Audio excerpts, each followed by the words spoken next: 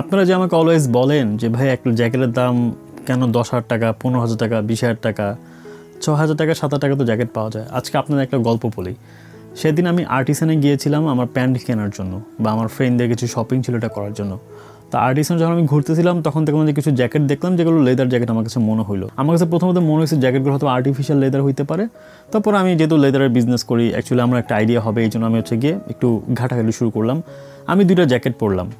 আমি আপনাকে প্রাইসটা বলতেছি কত টাকা প্রাইস পড়ছে, আপনি শুনলে লিটারালি অবাক হবেন।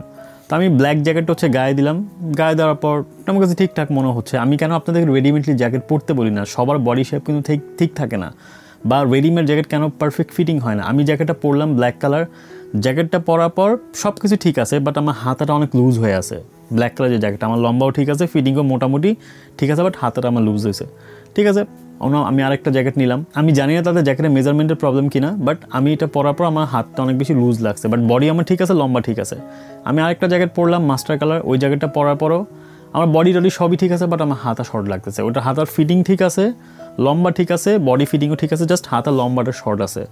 তো এই জন্য আমি অলওয়েজ বলি যে কাস্টমাইজ লেদার জ্যাকেট বানাইলে এই প্রবলেমগুলো ফেস করতে হয় না। ওই জ্যাকেটটা কার জন্য পারফেক্ট হবে, ধরেন যার বডি স্ট্রাকচার আমার মতো বাট হাইট ধরেন আমার চাইতে 2 ইঞ্চি কম, সে পরলে আবার ঠিক মতো লাগবে।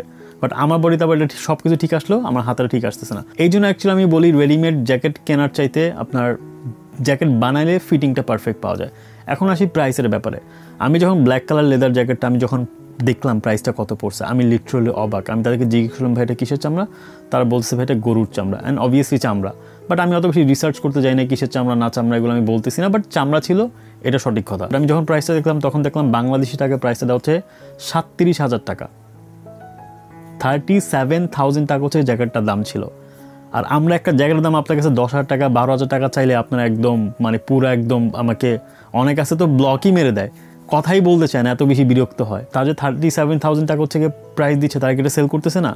হ্যাঁ, অবভিয়াসলি আমরা যেহেতু তাদের মতো অত বড় ব্র্যান্ড না, আমাদের হয়তো বা এত বড় সেট আপ নাই, তাদের হয়তো বা কস্টিং বেশি, তাদের একটা শোরুম আছে, স্টাফ খরচ আছে, তাদের একটা ব্র্যান্ড ভ্যালু আছে, তারা অনেক প্রাইস রাখে। আমি বলতেছি তারা আপনার কাছে প্রাইস বেশি রাখতেছে, আমি তাদের প্রাইস নিয়ে কোনো কথাই বলতে চাই না। আপনার যদি জ্যাকেটটা পরার পর মনে হয় আমার 37,000 বা 37,000 টাকা দিতে কোনো প্রবলেম না, আপনি দিবেন, ওটা কোনো সমস্যা নাই। আমি বলতেছি তাদের প্রাইস হাই। কথা হচ্ছে কি আপনার ব্র্যান্ডের একটা শপ থেকে একটা জিনিস 37,000 40,000 টাকা কিনবেন, বাট যখন আপনি ওই সেম প্রোডাক্টটা কোনো একটা লোকালের কাছে আসবেন তখন আপনাদের 10,000 টাকা দিতে অনেক বেশি গায়ে লাগে। আপনি প্রোডাক্ট কম্পেয়ার করেন। আমি আর্টিসানকে খারাপ বলতেছি না বা বাজে বলতেছি না, আমার কোনো ব্র্যান্ড নিয়ে কোনো কথা বলার কোনো রাইড আমার নাই, কোনো ইচ্ছাও আমার নাই।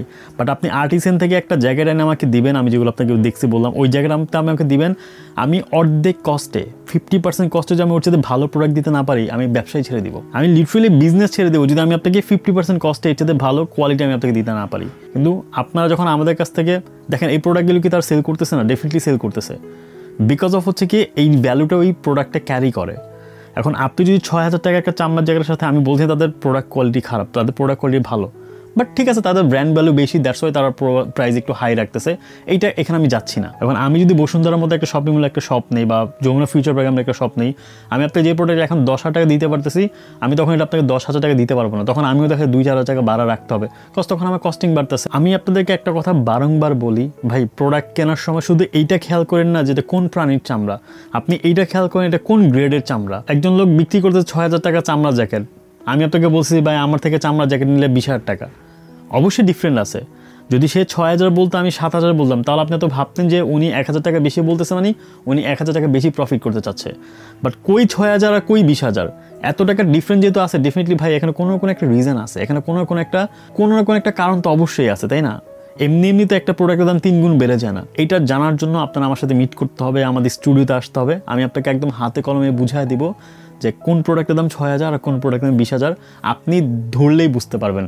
আপনাকে আমি বলেও দিব না যে কোনটার দাম কম কোনটার দাম বেশি, আমি আপনাকে হাতে দিব জ্যাকেট বা চামড়া, আপনি ধরে বলে দেন ভাই এটা প্রিমিয়াম বা এটা হচ্ছে গিয়ে লোকাল। সো শুধু চামড়া কিনা এটা জাজ করেন না, কোন গ্রেডের চামড়া এটা মেক শিওর হন। Thank you so much.